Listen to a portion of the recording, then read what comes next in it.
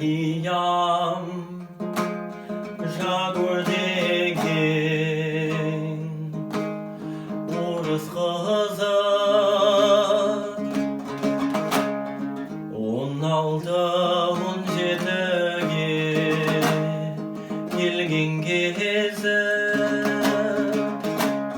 қазаққа дудар деген ғашық болып сондағы Мәриямның айтқаны сөзі дудар-ай дудым бір сен үшін тудым шіркін-ай дудар-ай дудым